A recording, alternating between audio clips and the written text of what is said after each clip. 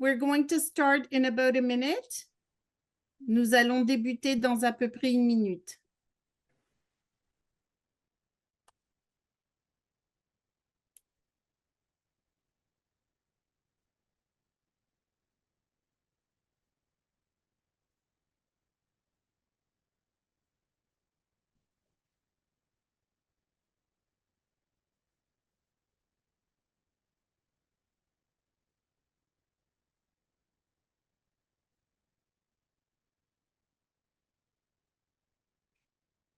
Okay, I think we're going to start.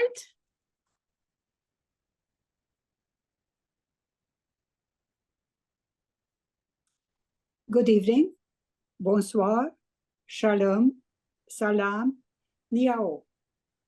My name is Adira. Je suis la fille de survivants de l'Holocauste et je suis membre du Legacy Lecture Series. Before we proceed with the program, we should like you to inform you that this presentation will be recorded. In the upcoming days, you'll be receiving an email with a link for you to share with family and friends who could not participate this evening.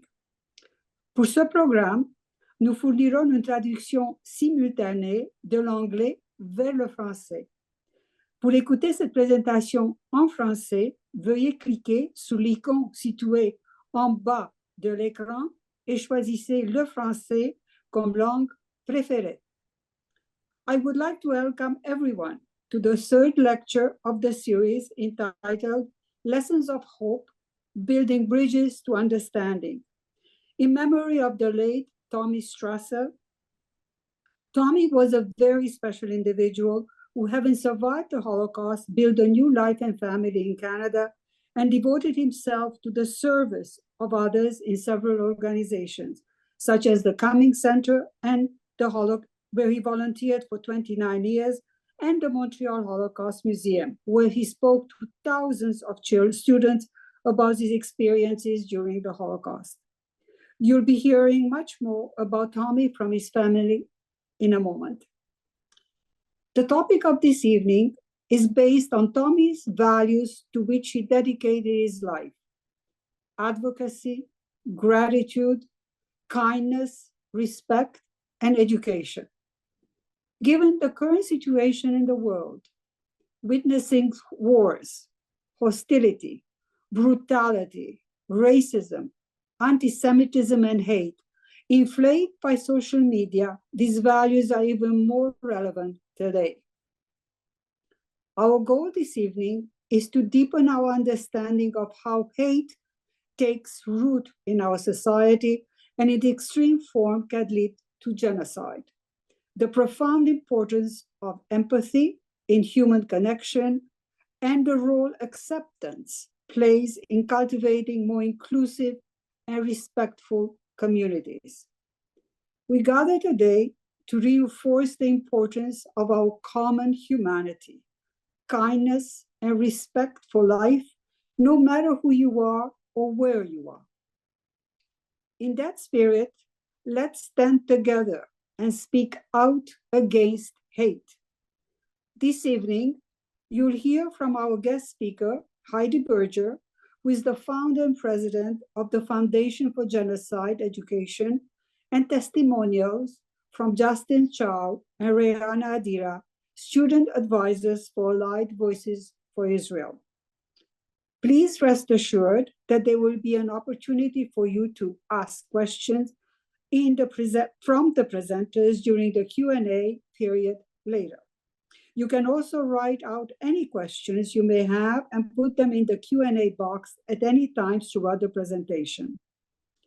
It is now my great pleasure to introduce Tommy's family's children, Kathy, Brian, and Mark, who will share a few personal words about their dad.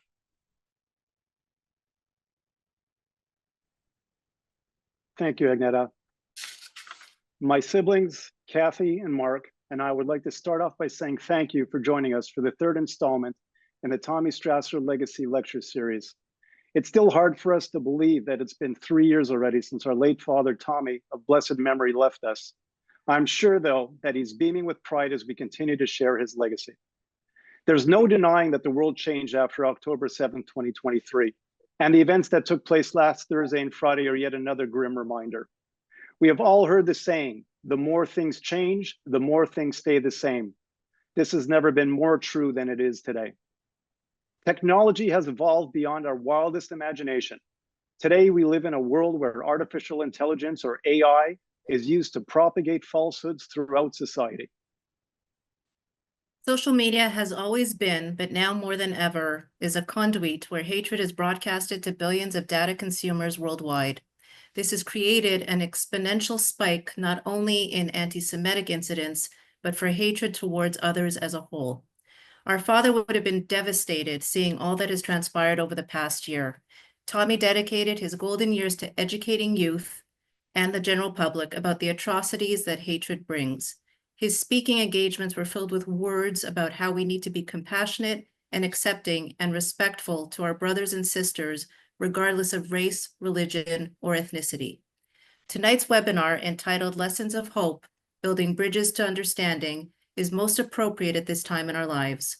We must all become ambassadors of truth, allies to one another, in order to squash the spreading of hatred. We thank you again for your time and support tonight, and we wish you all a good evening. We hope you enjoy. We hope you learn. Thank you so much for sharing so much about your dad. In addition, we would like to show a poignant testimony of Tommy recorded for the Montreal Holocaust Museum in 1995. We ask that you increase the volume on your devices for much better experience. They took us to a brick factory, where again they formed us into squads, and that's when the real fun started. They put us on the so-called famous Death March, which eventually was supposed to wind up in Auschwitz. On daily etaps, we were being marched, I'd say about 25, 30 kilometers, 40 kilometers a day. Young, old, children, grandparents, babies, women, whatever. You know, it was sort of like a motley crew. We were sleeping wherever feasible, wherever possible, be it on a market field, or be it in a soccer stadium, or some other abandoned factories. That was already good because we were undercover. Now this was around October, which was already, you know, the weather wasn't really summer-like. It was even freezing during the night. And many a morning when we got up, we always left several dozen people behind. They froze to death. So our group sort of always got smaller and smaller. We've arrived to a, oh yeah, and just coincidentally, practically every evening at our stop, we saw a couple of cars stop and talk to the powers that be, because the guard changed every day. One day it was a Hungarian gendarmerie, one day it was German soldiers, one day it was the Arrow Cross guards, one day it was field gendarmerie. Anyways, they changed the guards every day. And these cars stopped practically every evening. People got out. I frankly didn't know at the time, but it was actually Wallenberg and his cohorts, you know, who were trying to negotiate some sort of arrangement with them. We've got eventually to a place called Gönyű, which is not too far from the Austrian border. That's on the Danube. And there we were lodged on barges. And again, Wallenberg showed up. And eventually he seemingly succeeded in negotiating a return, because they announced that all those under 16 and over 60 will be returned to Budapest.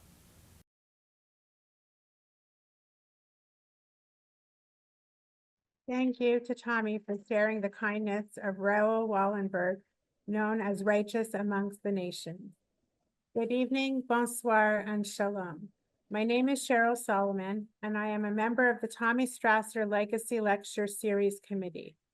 It is a great honor for me to introduce this year's keynote speaker, Heidi Berger, founder and president of the Foundation for Genocide Education based in Montreal. She is also an award-winning video producer and former professor of communications at Concordia University in Montreal, and the child of Holocaust survivors. The mission of the foundation is to ensure that the history of genocide is taught to every high school student in Canada. The foundation has collaborated with the Quebec Ministry of Education and university professors on a universal guide on teaching about genocide, which is now available online in English and French to every high school student in the province and across Canada, reaching over 300,000 students.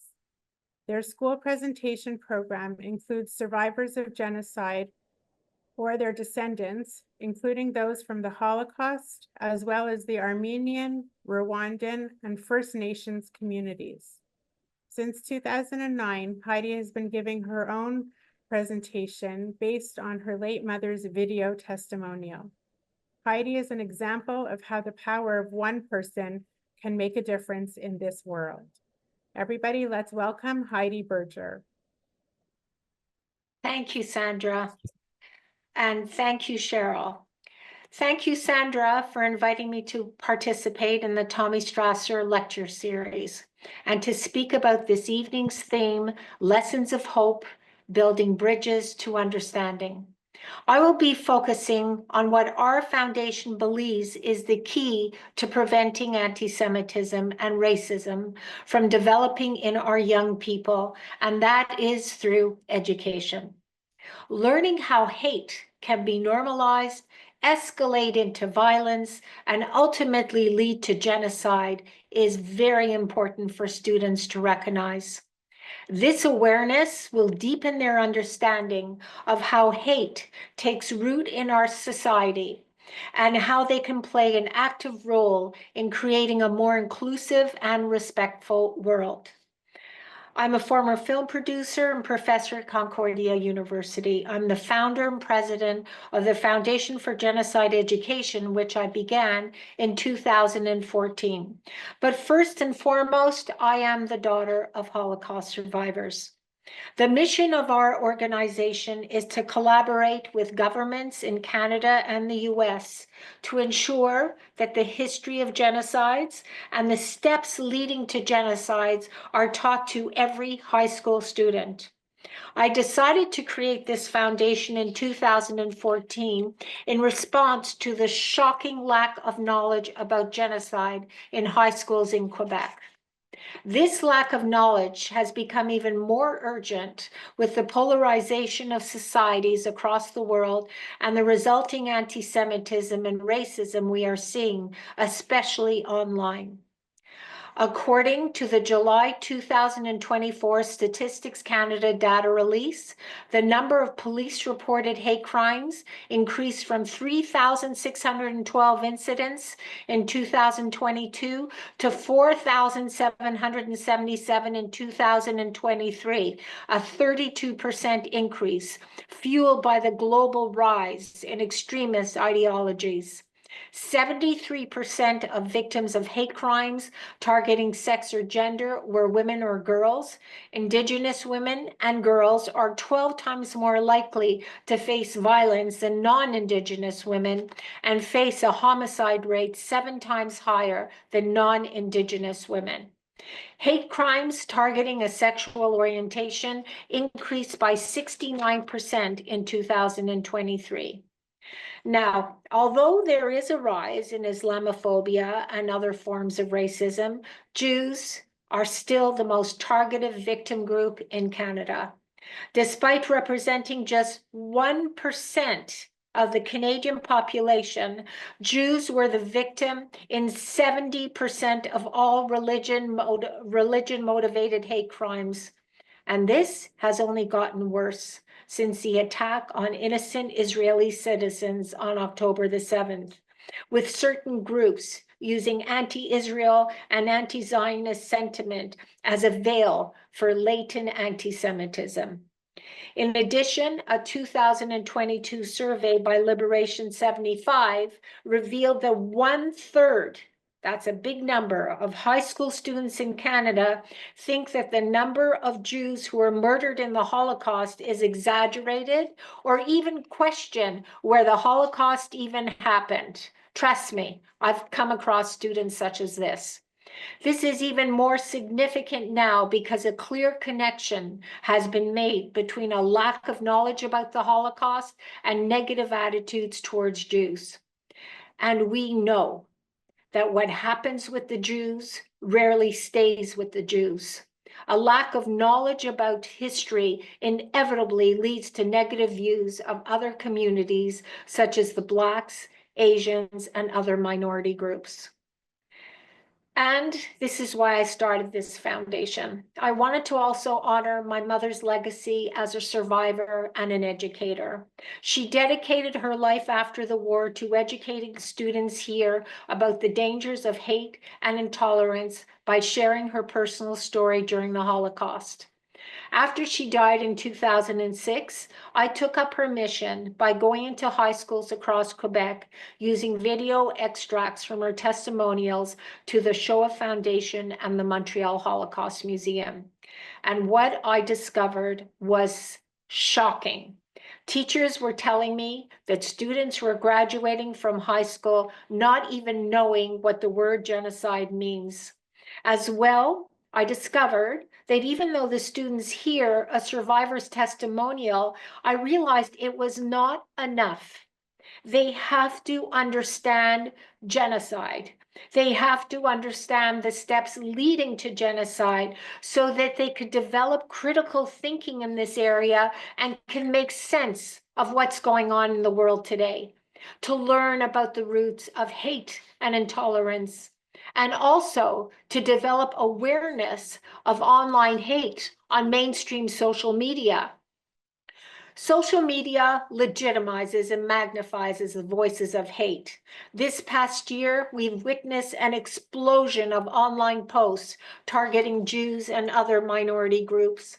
While some teachers introduce Holocaust education through history or literature, many students first encounter the Holocaust and other state-sanctioned and systematic mass murders through non-traditional sources, such as comic books, social media accounts, video games, and television shows.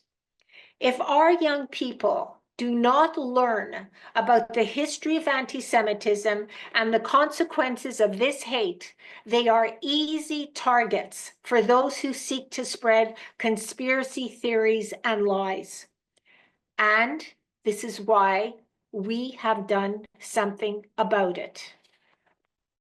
When teachers called for more tools about genocide, we collaborated with the Quebec Ministry of Education since 2014 and researchers and professors from the Université de Laval, the Université de Sherbrooke, and the Montreal Holocaust Museum to create one universal comprehensive guide on the history of genocide for high school teachers to use in their classes in history, language, or ethics. This is the first of its kind in North America. The result is unique, comprehensive, and most important, an easy-to-use guide called Studying Genocide. This educational tool is now available online to every high school teacher across the country and beyond. We just had teachers from as far away as Namibia telling us they are using their guide to teach about their genocides. The guide features case study of 9 Canadian recognized genocides, including the Holocaust, Rwanda, Armenia, and the genocide of Canada's First Nations. It also includes definition of stages leading to genocide, teaching plans, and reference materials. Our foundation also produced survivor testimonial videos that accompany each case study as well as an instructional video. We are trying to make it as easy as possible for teachers. Now, training workshops are also being offered to teachers to help them use their guide effectively. Our ultimate goal is to be the driving force in promoting and achieving mandatory genocide education in Canada and throughout North America. Quebec has not yet mandated this education, but there have been a few exciting developments coming in the next few months from our discussions with the education minister. Stay tuned. One of our most important goals is to ensure that the stories of survivors are not forgotten.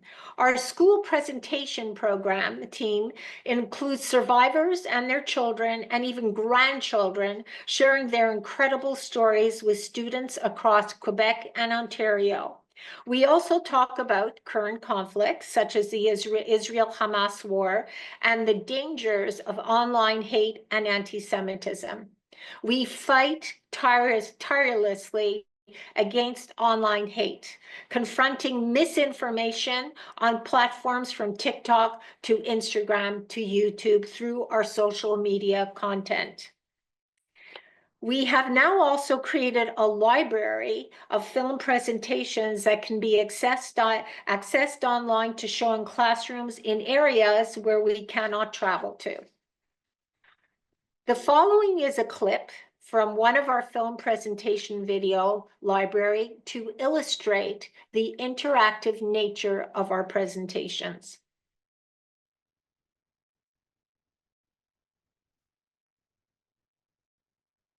Unfortunately, there's no sound.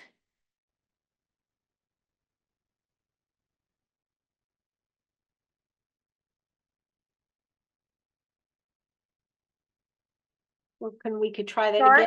With fear, hate, and ignorance. So it's important that you learn about genocide and the steps that can lead to it through my mother's story. And now, through the magic of technology, my mother can also be here with us. I have put together a video of her as she tells her story to the Steven Spielberg Shoah Foundation and the Holocaust Museum here in Montreal. Soon you will hear in her own words how her family and friends were brutally terrorized and murdered, and her once vibrant community destroyed, and the end of the world as she knew it. After the bombardment, everything was quiet, and orders were immediately received through people who were riding in open trucks and cars, announcing the first thing that you must obey is all Jews have to wear a yellow star on the chest and a yellow star on the back.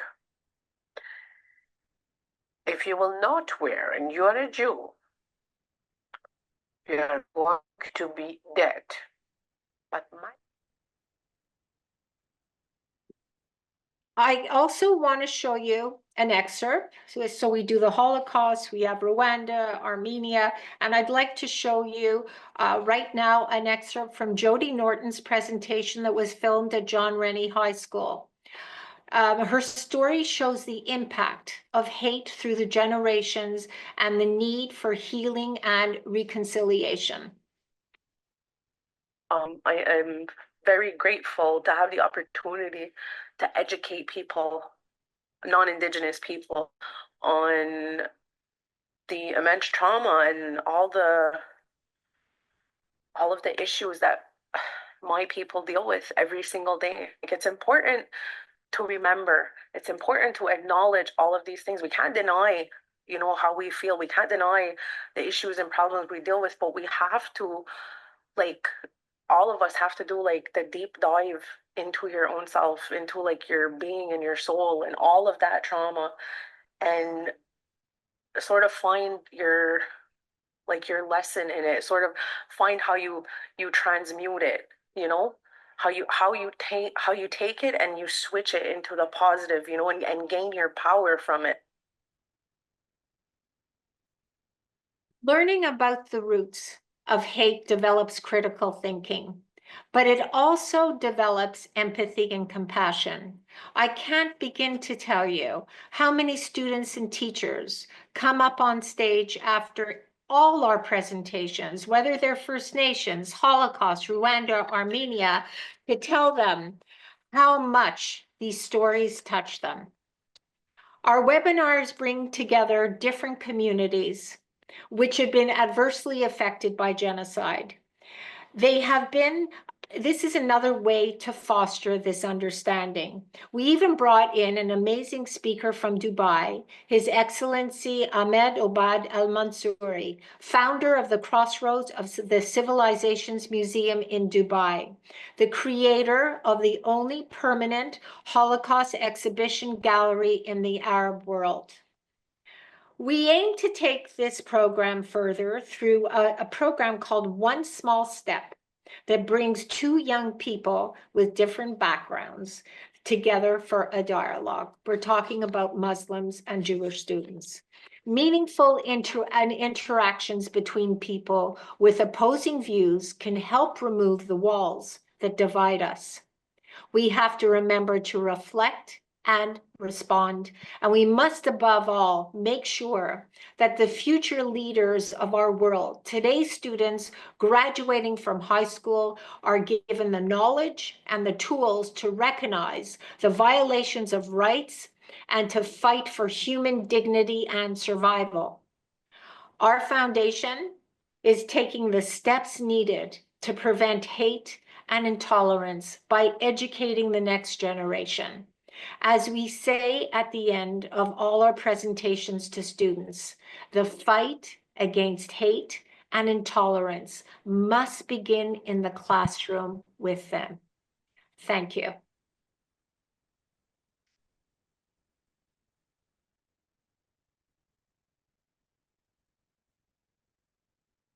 Thank you, Heidi, for this powerful presentation. Combating hate, whether it manifests as anti-Semitism, racism, or any other form of discrimination, is crucial for building a more inclusive and just society. Education plays a pivotal role in this endeavor.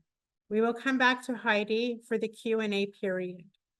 We will now take the time to view a short video entitled, "Is There Hate and Intolerance Online?" Every day I see hatred, hate messages everywhere. You know, online, social media, everywhere, all the time. Social media is a storm of negativity and positivity. You can see some bad things on there. On social media, I've seen some videos of people like targeting certain religions or races. Twitter, Facebook is covered with people. And I think that's mostly due to the fact of the anonymity of it. You can say whatever you want and still remain anonymous. You don't have to put your name in your profile or anything. So I think that's the reason why.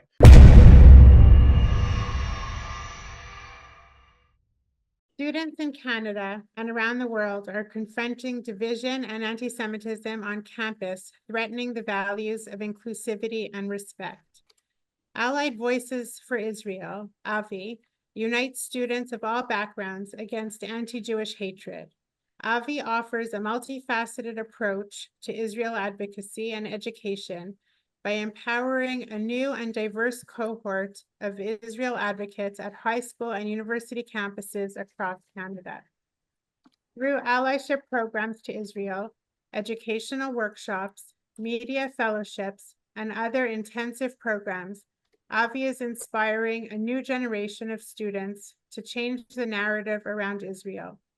By embracing their peers, they're establishing a movement of students who work together to achieve strength in numbers and create a more just society.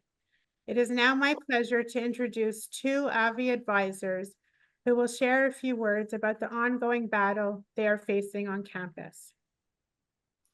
Justin Chow, Allyship Advisor for Allied Voices of Israel, is a graduate of the University of Toronto with a major in religion and double minor in Buddhism, psychology, and mental health and sexual diversity studies.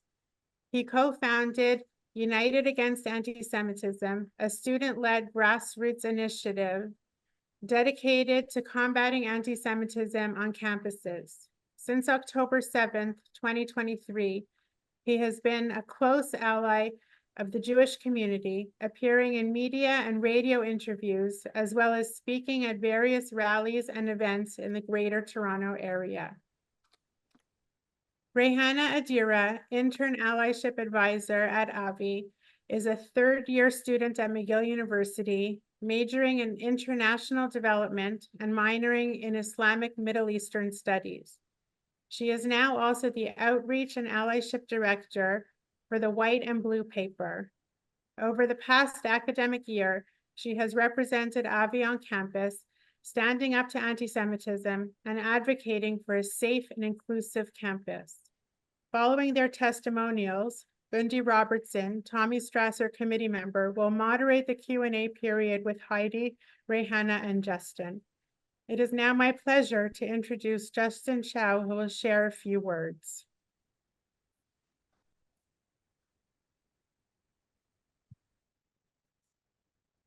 Good evening, everyone. My name is Justin Chow, and it's a privilege to be here tonight as an allyship advisor for Allied Voices for Israel. The events of October 7th, 2023 marked a turning point for many of us, including me. The horrific attacks in Israel were devastating, but what followed was deeply troubling in its own right. A surge in open hostility and hate directed at Jewish communities. And I've witnessed this hate take shape in many ways, on campuses, in public discourse, and especially online. And as someone who has a big heart and a lot of empathy for those who are suffering, I felt compelled to speak out. I started posting on social media to raise awareness about the war and the growing anti-Jewish sentiment that I was seeing. And the response was overwhelming, but not in the way I had hoped. Many of my peers, people I considered friends, started sharing content that dehumanized and demonized the Jewish community in very broad and harmful ways. You know, statements like, all Zionists are terrorists, or victory to the resistance weren't just inflammatory, they were downright harmful. These words, they don't leave room for conversation or understanding. They label entire communities as irredeemable.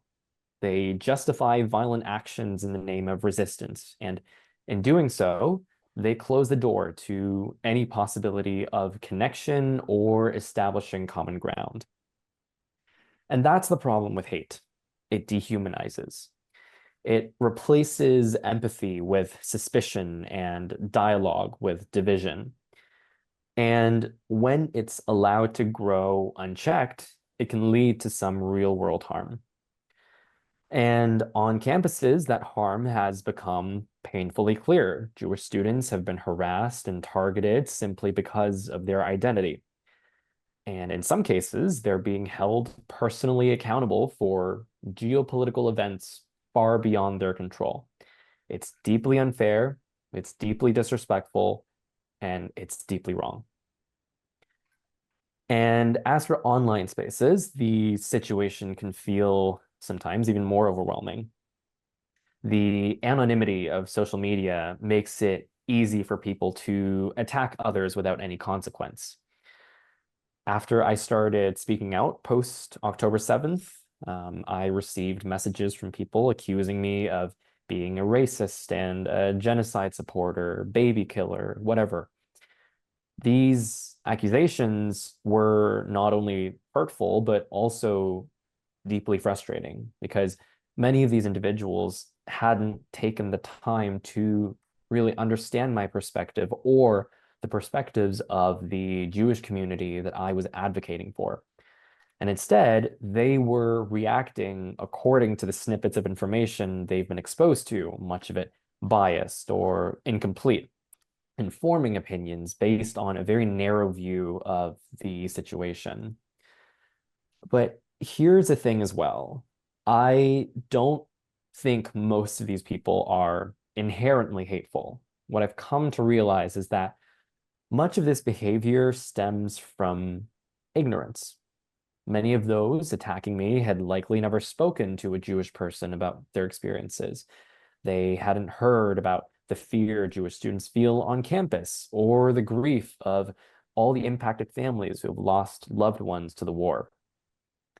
Their understanding of the situation was shaped by online sound bites and headlines, not by lived experiences or empathetic conversations or any kind of thoughtful discussion. And so this realization has really shown me the importance of empathy in our interactions. Empathy isn't just about feeling sorry for someone who's going through something difficult. It's about actively seeking to understand their perspective. It's about being willing to listen, even when it's uncomfortable, and to challenge our own sometimes mistaken assumptions about the world. It's not necessarily about needing to fix someone's situation or to take away their pain completely, but to just be there with them together in their pain. And without empathy, acceptance becomes impossible. And speaking of acceptance, the value of it is just as crucial. To accept someone doesn't mean agreeing with everything they say or do. It means recognizing their humanity, even when we differ. It means seeing diversity as something to be embraced and to be curious about, not feared. And in my experience, this kind of acceptance can really drastically expand your perspective. It's also one of the most important values that have allowed me to live healthily and thrive here as an immigrant, as someone who's not from here. And I've also learned the importance of setting boundaries. Not every conversation is productive, and not every person is exactly ready to engage in good faith. And when someone reaches out with genuine curiosity, I'm always willing to have a discussion, even if we ultimately agree to disagree. But when someone enters my space to insult or attack or belittle me, I've learned to respectfully walk away. Setting boundaries, it isn't about shutting people out. It's about protecting your energy so you can redirect your focus to the conversations and the people that truly matter. And this work honestly isn't easy. Confronting hate, whether online or in person, it can be exhausting. And it's frankly demoralizing to see how quickly misinformation can spread and how resistant some people are to changing their views or to even be open to listening to a different perspective. But the flip side is that it's also profoundly rewarding. Every time someone reconsiders a harmful assumption or opens their heart to a new perspective that they've never heard before, it gives me hope that there are more people in this world that want peace and to build relationships with one another rather than destroy them. And as I reflect on this journey in the past year, I'm reminded that hate may be prevalent, but it definitely isn't inevitable. It's something that people learn and get addicted to, and because it's learned, it can be unlearned. And the antidote to hate is kind, wholehearted action, listening, educating, and speaking out. And each of us has a role to play in this, whether it's having a difficult conversation, amplifying marginalized voices, or simply just refusing to stay silent when we see someone being bullied. So I want to thank you all for being here tonight, by showing up, by listening, and by engaging. You're already part of the solution. Thank you very much. Thank you, Justin, for sharing your experience on campus. Now I'd like to introduce to you Raihaana Adira, who will also share her campus life.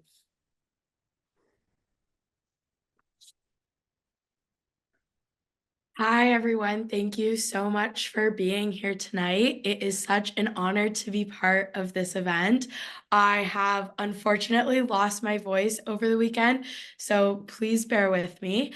My name is Raihaana Adira, and I am a Muslim student at McGill University, currently completing my undergrad in International Development and Islamic Studies. I'm also an allyship advisor at Allied Voices for Israel and got involved through their presence fighting hate on campus. When I was in 5th grade in Ontario, I read Dear Canada Pieces of the Past, a historical fiction novel about a young girl who survived the Holocaust thanks to the righteous among the nations. The righteous among the nations were individuals that would save Jewish and other people affected by the violence to protect them from the Nazis. This book did more than teach me history. It inspired me to stand up against hate in all its forms. It gave me a blueprint of the person I wanted to be, especially in the face of discrimination. In grade 10 history, the year you learn about the Holocaust, my education on the subject was disappointing. Despite spending a month on World War II, the Holocaust was condensed into a single class, consisting of a brief slideshow on Auschwitz, the statistics of 6 million Jewish lives being lost, and a suggestion to watch The Boy in Striped Pajamas. There wasn't even a formal definition of genocide provided. That fleeting lesson revealed a systemic problem to me. When we gloss over atrocities, we allow ignorance and prejudice to fester. It was only thanks to a teacher that I had a year later where I was finally able to actually learn about the Holocaust. And this is because she personally introduced me to a survivor.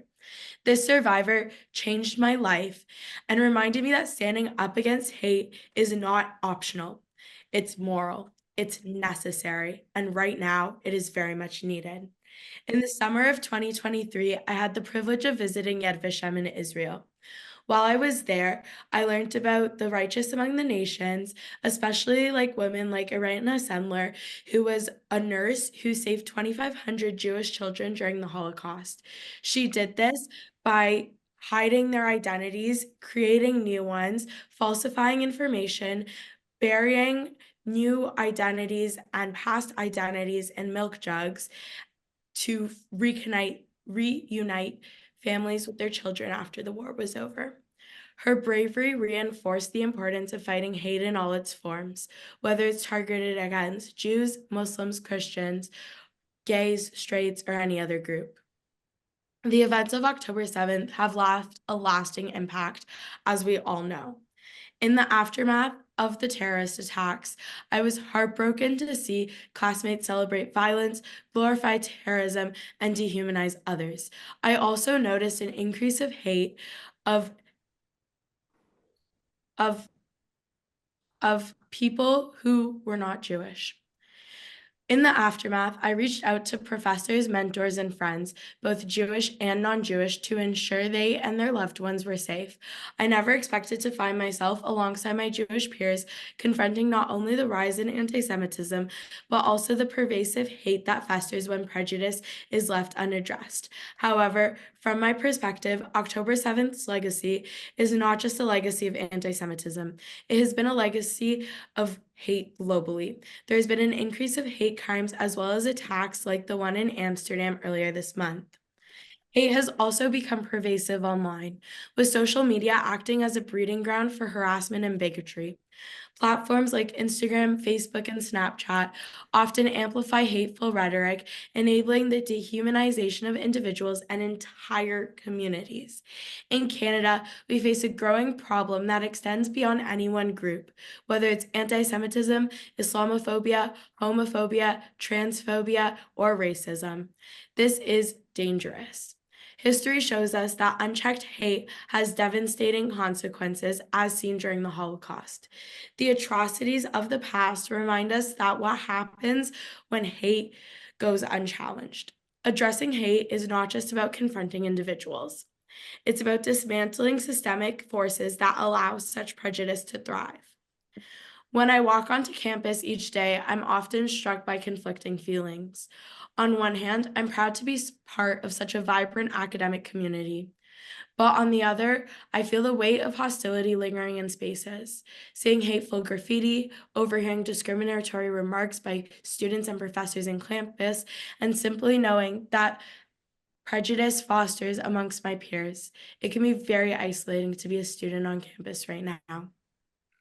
At McGill, this hate has manifested in many disturbing ways.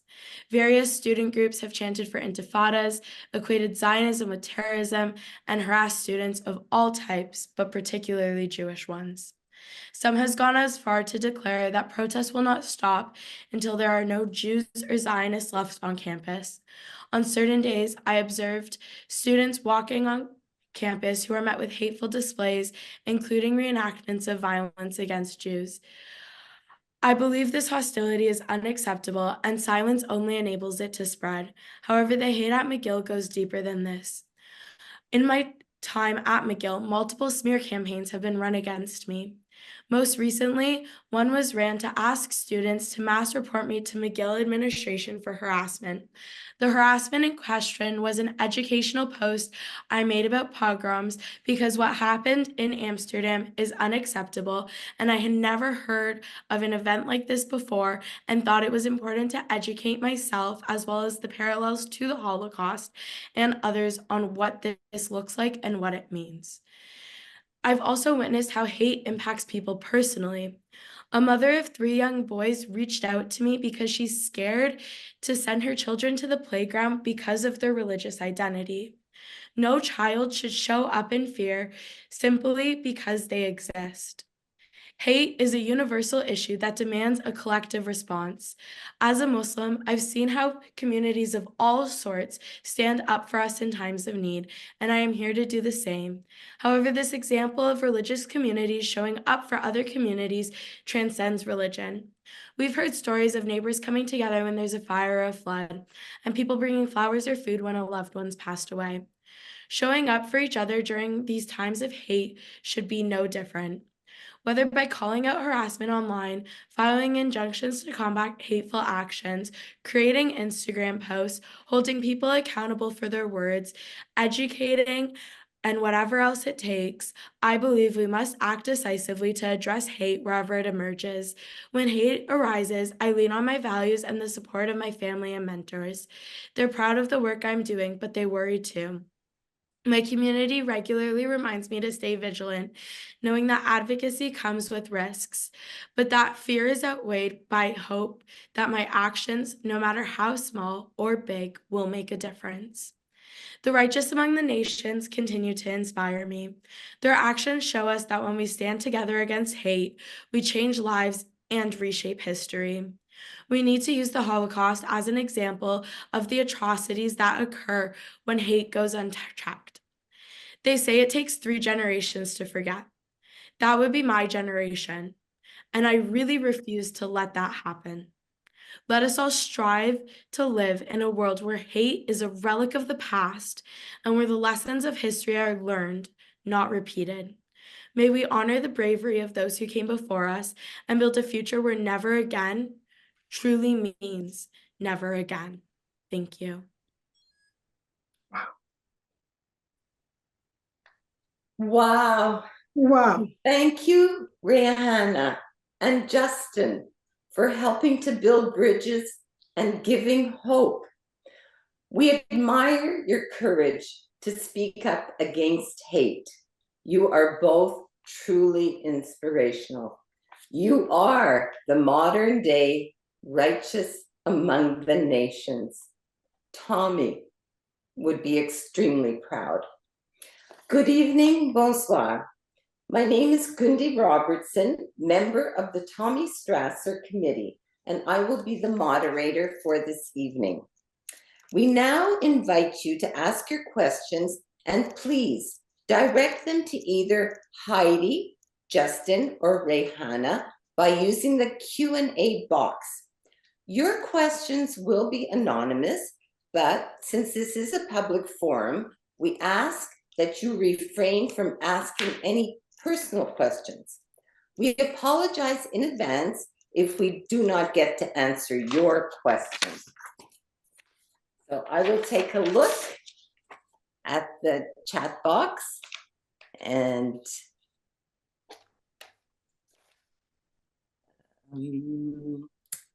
yes, Heidi. Yes. How do you evaluate success? And can you share some examples with us? I evaluate success from the presentations we give, the aftermath. The students crying, coming up on stage, saying they didn't really know anything about the Holocaust till they heard the presentations. Teachers coming to us and telling us the importance of having this guide, helping them how to teach genocide, because let's face it, it's a very difficult subject to teach. Teachers are afraid to teach it. They say they don't have the time to teach it. But with the guide, it empowers them. And it's basically from, honestly, personal comments sent to our foundation that we feel that our program is very successful.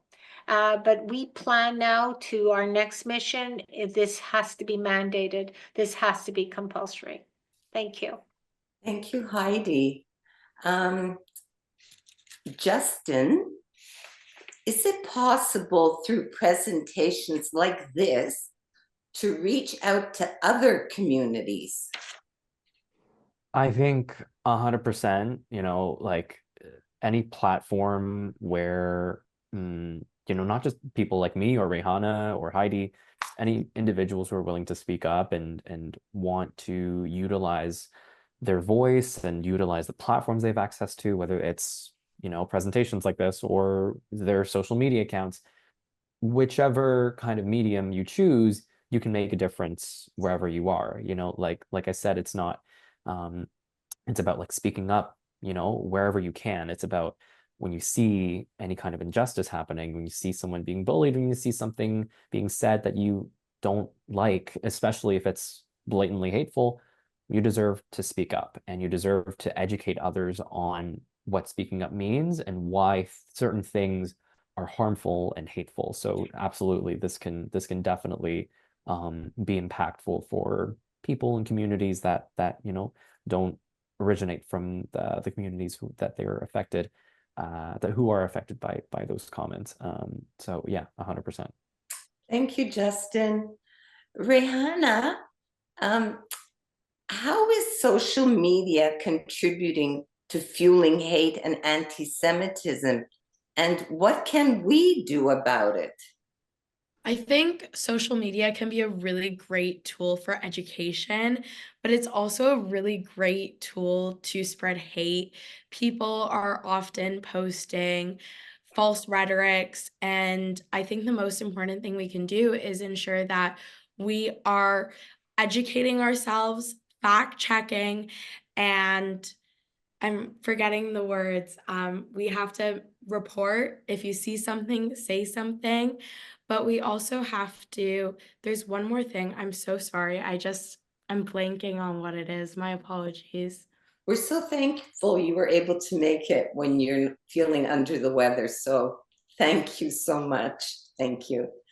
Heidi, I have a question here that says, at the extreme other end, do you ever get so discouraged that you feel that your mission to overcome hate is unattainable? No, I never get discouraged. I think my parents instilled in us, especially my mother. 2 weeks before she died, she took a train to Abitibi to give a presentation, and it's just, I think it's in my blood. It's we have a mission here to combat hate and intolerance, and I always say, try saying no to a child of a Holocaust survivor when it comes to education. Nobody can say no to that. And I'm very much fueled by that. And I'm lucky to be surrounded by a team that follow me, and they have that same mission as well. Thank you.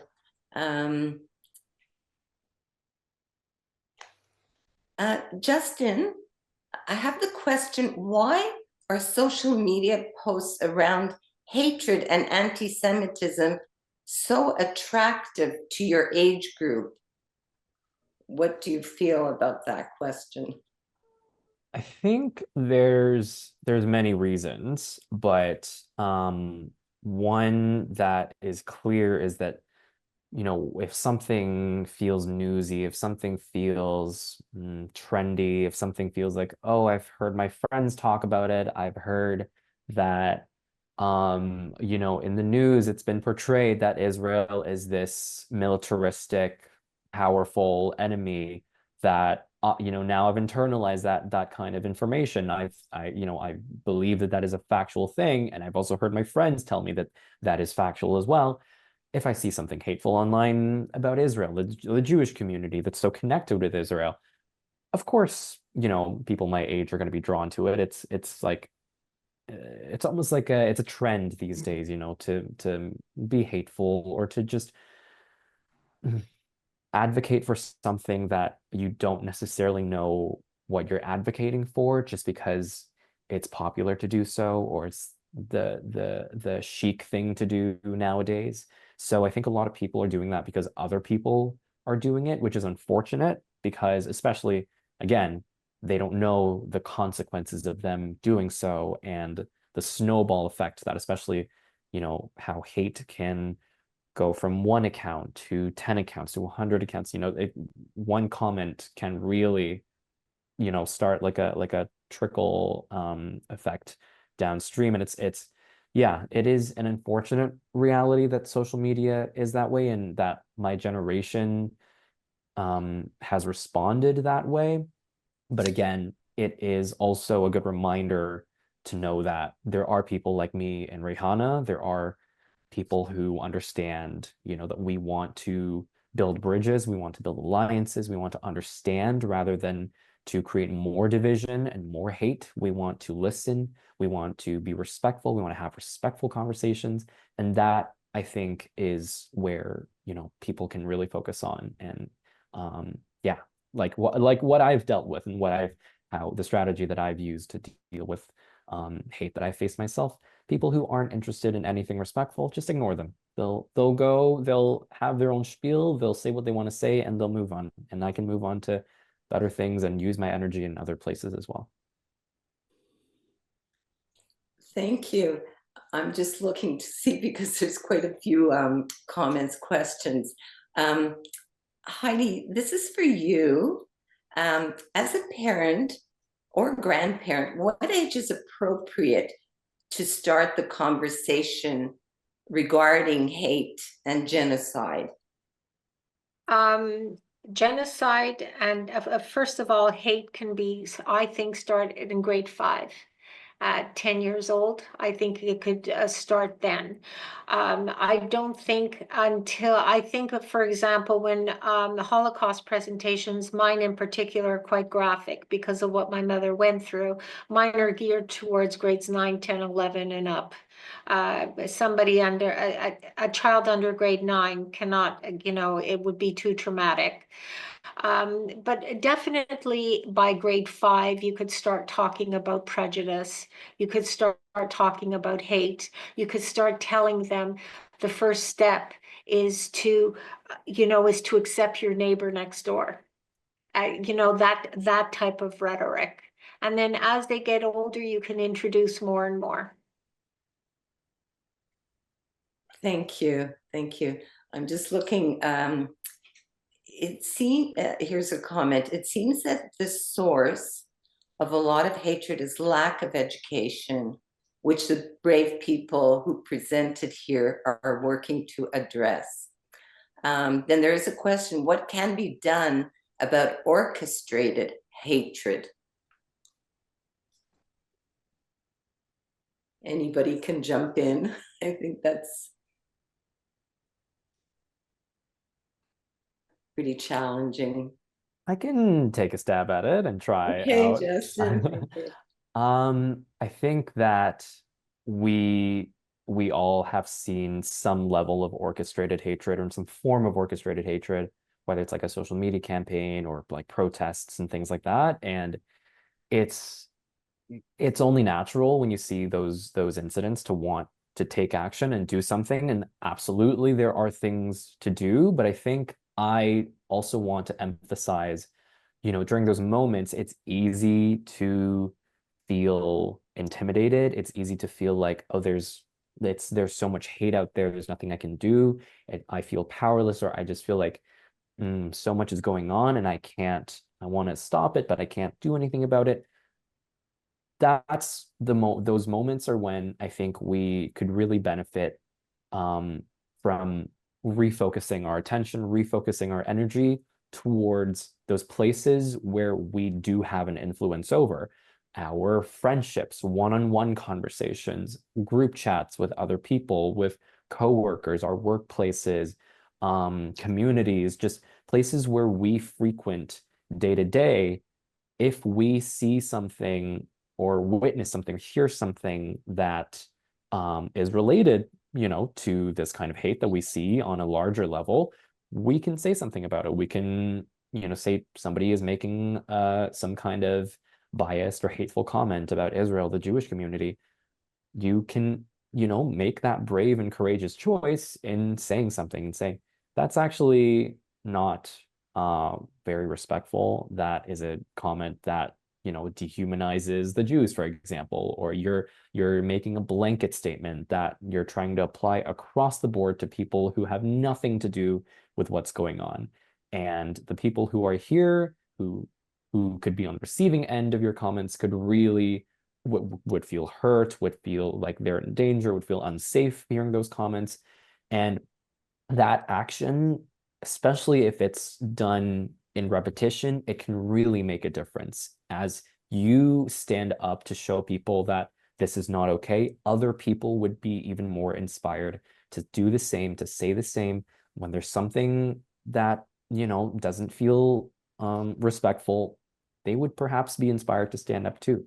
So yeah, like I think that's an important piece of the puzzle that we all deserve to kind of hone in on as well, in addition to, of course, like, for example, writing to your city councilors, legislators, and politicians and things like that. They are the people that we definitely need to, address and have conversations with in order to see those changes take place and to see that kind of macro large scale hate addressed and prevented.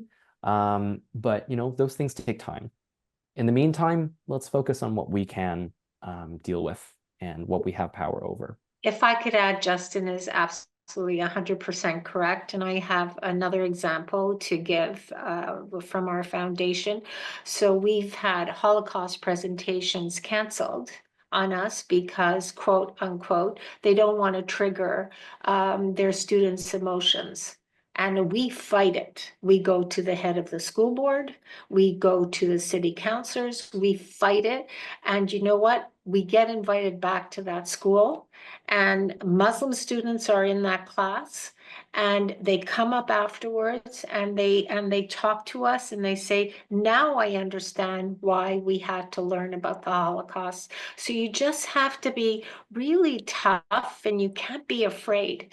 You have to really get in it and express yourself and do what you can.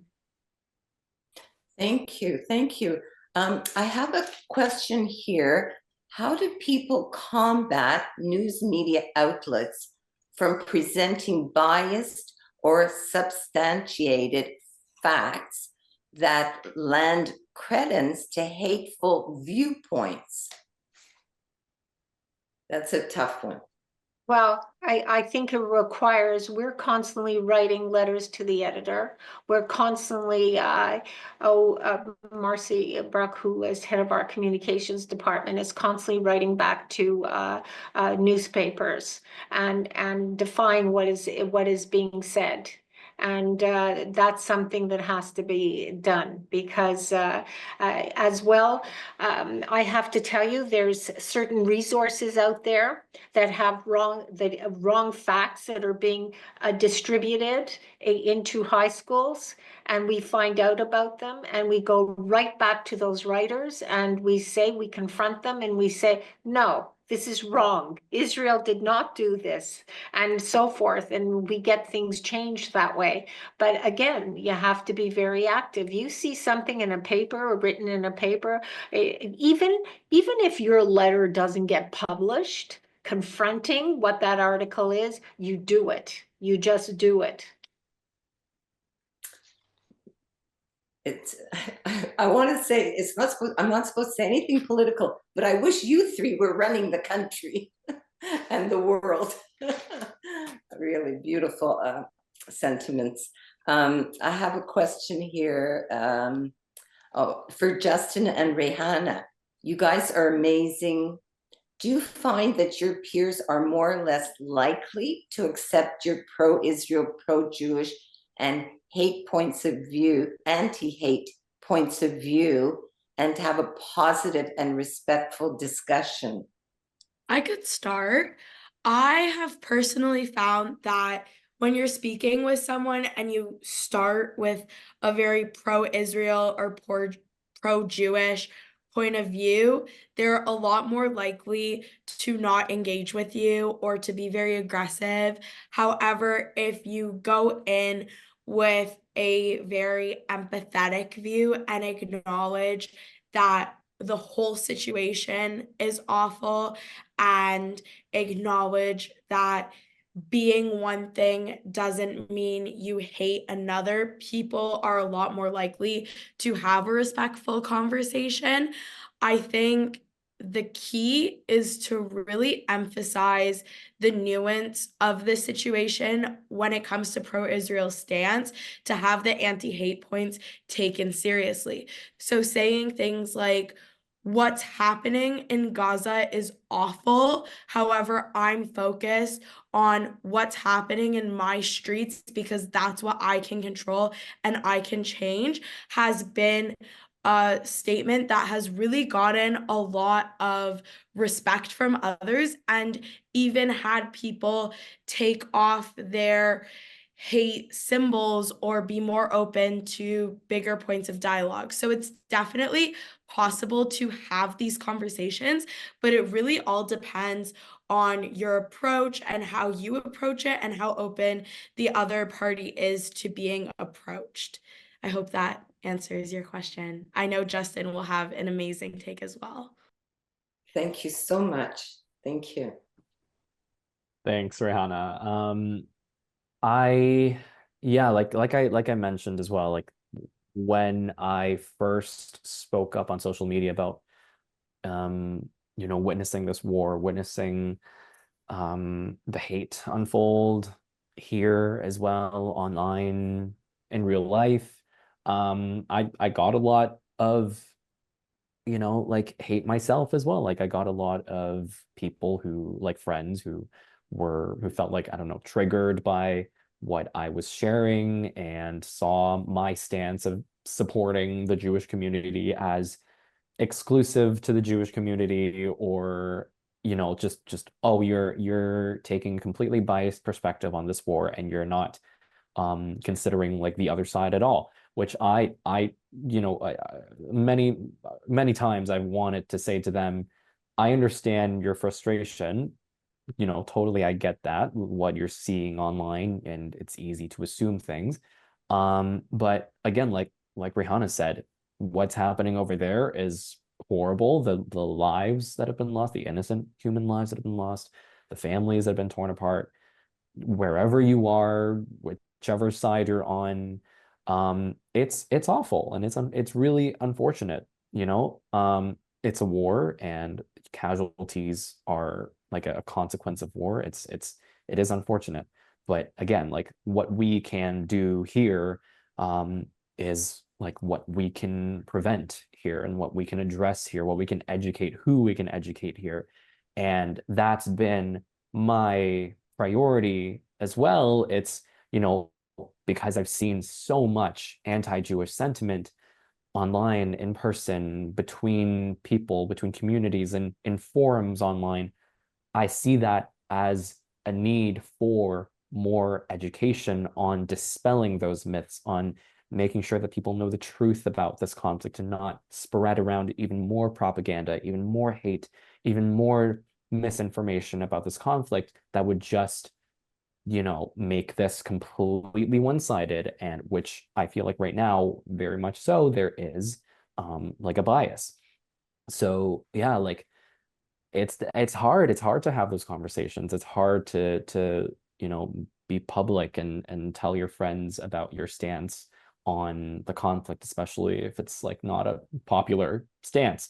But at the end of the day, you know, if you know that you're standing for your values, you're standing for respect, you're having you're approaching your interactions and conversations with people with empathy, compassion, you can't really do anything wrong. Like, you know, because you're acting out of respect, self-respect, and respect for other people. And that's where, you know, you can really build bridges and have those productive conversations and dispel that hate that's so prevalent these days. Well, building bridges, exactly. And what an incredible evening we've shared. We owe a great debt of gratitude to Tommy and his family for having left us such a meaningful and rich legacy. Many thanks, Heidi, for your powerful and enlightening presentation. As we conclude this evening, we want to express our heartfelt gratitude to each of you for coming together tonight in our shared commitment to combat hate in all its forms, from anti-Semitism to racism. Your participation here is a powerful testament to the strength of our communities. Tonight, we have taken a significant step towards erasing hate with our guest speakers. Powerful, heartfelt, more than we could ever have hoped. Thank you. But our journey does not end here. Let us carry forward the lessons learned and the connections made, continuing to educate ourselves and others. Let us be the change makers, the advocates, and the voices of reason in our communities. Let us move forward with hope, knowing that united, we can make a difference. Education and empathy are our most potent weapons against hate. Thank you, Justin and Raihaana, for sharing your testimonies about your daily combats. Just know that we are here with you. Together, Heidi, Raihaana, Justin, everybody listening, together we can create a world where everyone is respected and valued, where diversity is celebrated, and where hate has no place. Just what Tommy advocated for. Now, this presentation would not have been possible without the hard work of our committee members, Agneta Hollander, Cheryl Solomon, Daria Caron, Ian Beitel, Angela Oros, Brenda Sturmer, myself, and the staff, Lynn Gordon, Lauren Seller, Mandy Flickier, and Sandra Amar, and always Tommy Strasser's family, Kathy, Brian, Mark. We now ask for your help to complete a short evaluation, as your feedback is important to us for future planning and in order to assess the success of today's lecture. Please note, we will be sending all the videos tomorrow to each participant. To access the evaluation, please click on the link in the chat. It will take 5 minutes for you to complete the evaluation. Not to rush anyone, you can continue with the evaluation. but I just want to mention that we had the pleasure of having 145 participants this evening, and we know that the link that you'll be receiving of the recording, you'll be able to pass on to friends, family in this country and other countries around the world. So we thank you for your participation and your interest, and we look forward to next year's learning opportunity. Thank you. Merci. Toda. Sese. Shukran. Spasibo. Muchas gracias. And to all, a good night. Bonsoir. Buona notte. Laila tov.